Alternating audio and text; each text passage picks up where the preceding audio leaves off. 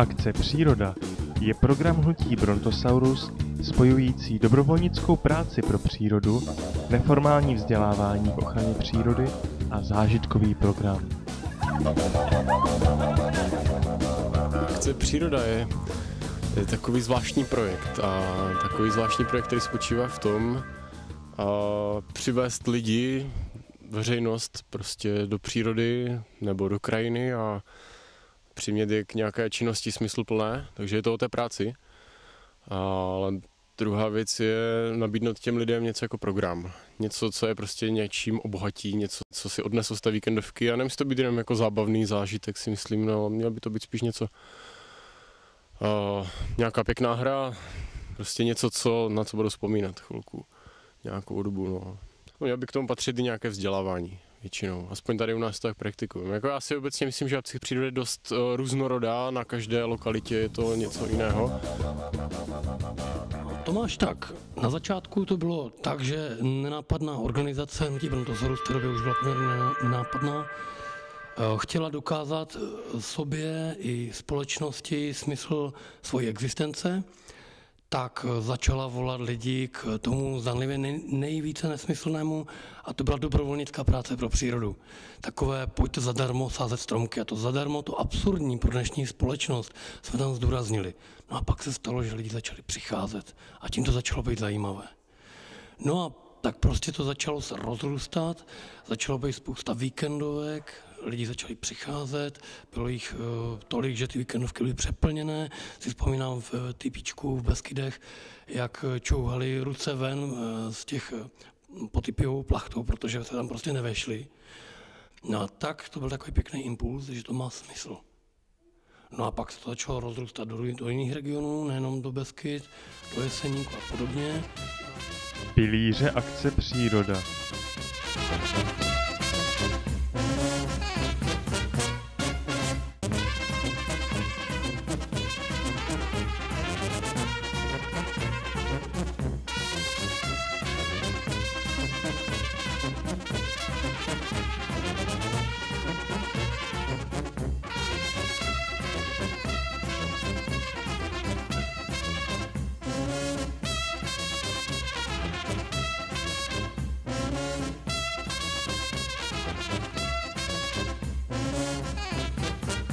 Práce na pomoc přírodě. No, tak jak vidíte tady za mnou, tak kosíme louky. Kosíme je proto, abychom udrželi biodiverzitu, což znamená, že prostě některé kytky potřebují k tomu, aby se mohly rozmnožovat, to kosení. A když se ty louky nespásají, tak se musí pokosit. Tak, já bych řekla, že to je protože se tady nasázely nové odrůdy stromků a ty stromky jsou mladé a kopřivy vysoké, takže je zastíňují a ty stromy malé pak nemají jako možnost tak dobře růst, takže dělá se to i proto.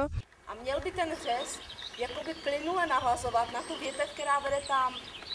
Jo? Dát pilku těsně na tu větev, co vede tam, a v tom místě to uříznout. Protože ten kus, který tam zůstal takový kus jakoby nad tou větví. Tak ten kus určitě uschne a dají se do toho houby. To je jedna věc. A druhá věc je, že v okamžiku, kdy tam zůstane ten kus, i někde větší, tak ten strom nepůjde do té větve a bude dělat právě to, že bude vyhazovat ty mladé větvičky. Jo?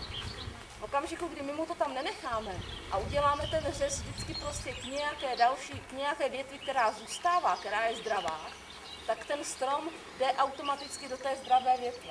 Akorát ještě při tom ošetřování těch dutin, kdybyste to náhodou dělali, jak jsem říkala, že se musí jít do zdravého dřeva. Když tady už je to takhle, jako toto už je zhojený. Takže toto ne, toto mu nechat, tohle nepoškodit. Jo? Tam jenom to, co je nemocný. To se pozná podle toho, že už je tam taková kůra, jo? Nemusí tam být ani kůra.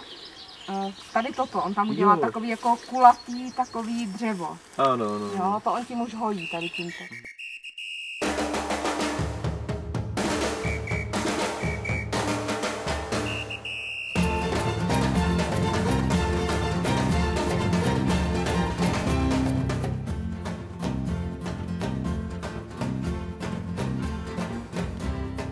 Dal bych si sláču a oběd.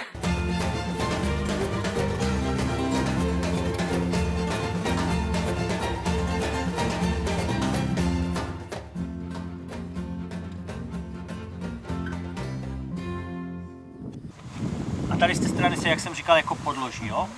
Tak. A teď vidíte, jak jsou kořeny a jak je jamka. No a vidíte, jak je vysoký hlavně ten baník. A taky, no. Takže rič. Tady vidím, jako, že je to takhle trošku doovalná, čili tady by to chtělo trochu možná přibrat. Jako vždycky je lepší tu jamku mít větší, protože se mi pak v ní lépe manevruje. Samozřejmě, když chybí materiál, tak se vezme ten nejtmavší.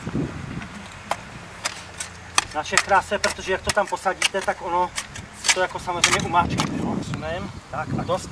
A už nakláníme. Pust Béďo, to jde dolů.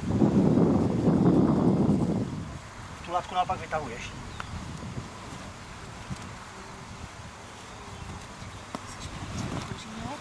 Tak, odebec dola. A to musíte být někdy třeba i 3, jo? No, pust. Plus minus, jo?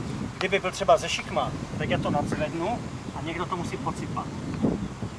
Umačkat. Je to důležité proto, že když to neumačkáte, tak tam vzniknou různé jeskyňky, komůrky, jo? Kde se drží vzduch a ten pak způsobuje zasychání těch kořínků.